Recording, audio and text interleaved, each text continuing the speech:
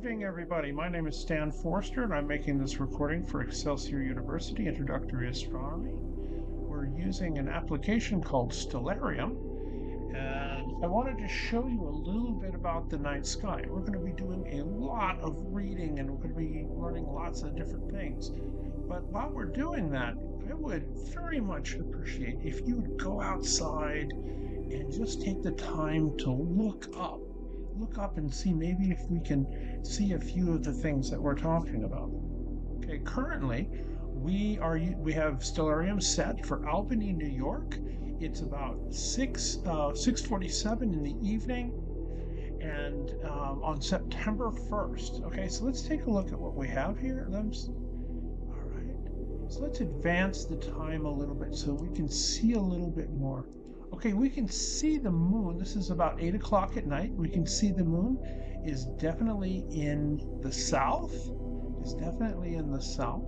All right, and we're seeing displayed here the English names for some of the more familiar names that you might know. Scorpion is the English name for Scorpio, the constellation Scorpio, and that has this characteristic crook shape. That's what you would look at. This is a teapot. This is Sagittarius. If you look real close, you can see something that looks a little bit like a teapot. And I want you to remember that one because that's the direction of the center of our galaxy. All right, so let's kind of come around this way. Okay, and over here we have the water bear. Now wait, hold on. Here we go. There we go. The winged horse. Okay, there's a big square of stars right in here. That's the great square of Pegasus. And once you know that, there's a tail here, and that's Andromeda. And one of our closest galaxies is in the constellation Andromeda. And we'll learn a whole lot more about that.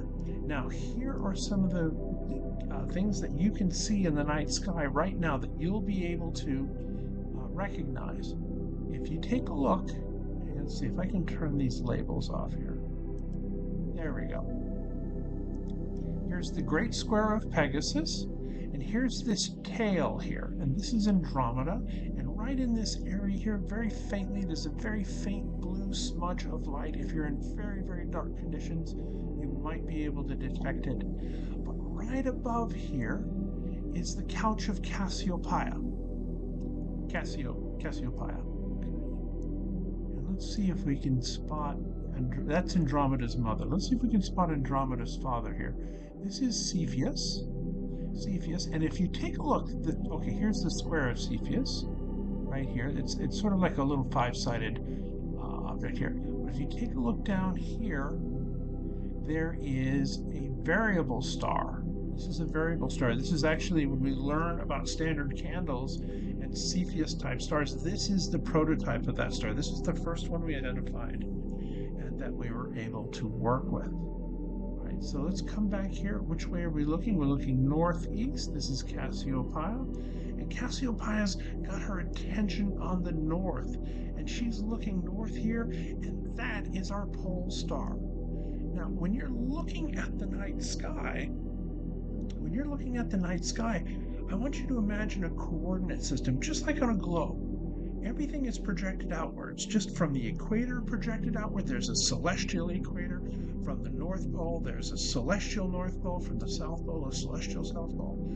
Very close to Polaris is the celestial North Pole. That's the point about which all of these stars seem to rotate. Now let's see what we can tell here. So we found Cassiopeia in this little W shape. We're looking up this way. There's that, not the brightest. I mean, some people would actually have this mistaken belief that Polaris is the brightest star in the sky. It's not. Well, actually, the brightest star in the sky is the sun. Okay, all right. But we'll take a look here, and we're going to follow this little handle, this little trail of stars here in this handle, and you can imagine another star here, and that's the bowl of the Little Dipper. This is Ursa Minor. Okay, so in the Latin term, this is the little bear. Now you can imagine that little bowl being poured out, and it gets poured into, you can probably recognize this. This is the Big Dipper. Okay, and the Big Dipper is very recognizable, and it's one of your signposts to the night sky. This is what's going to help you enjoy the night sky when you go out and take a look. Okay, oops, let me come around here. It kind of adjusted itself. Let's follow these two end stars in the Big Dipper, and it's going to take you very close to Polaris. By the way, Stellarium is advanced to the point that it actually shows the Starlink satellites as they're going on. Okay, so there's Polaris. Let's go ahead and let's follow the handle of the Big Dipper. And there's actually a double star in the Big Dipper here called Alcor, and I'm going to have to look that one up. We're going to follow the arc of this handle. We're going to follow that arc to Arcturus. Oh, by the way, the Big Dipper is also called Ursa Major, the Big Bear. We're going to follow that arc to Arcturus. Remember that saying? And we're going to spike on to Spica, which has already set. Okay, never mind. Okay, the Arcturus is in the constellation Boots. Now, one thing that we can do with the Big Dipper is we can imagine the Big Dipper as a leaky ladle, okay, and it's dripping downward here. And a little bit later tonight, no, it'll actually be different. Okay, a different time of the year, you can look down here and you can see sort of a crook shape, and that's Leo. You can imagine this dipper dripping down onto the head of a very irritated cat. Right, let's see what else we can see. So that's probably about enough for one night. This right up here is the head of Draco the Dragon. And I'll go ahead and I'll come back and I'll tell you the story of Andromeda, Cepheus, and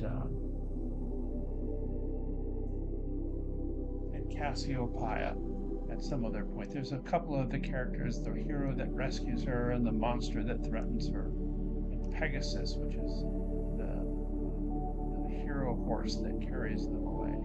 But for right now, that's been about 7 minutes of information. I hope that's enough, and I hope you get a chance to look at the night sky and really get to enjoy it. Okay, so signing off.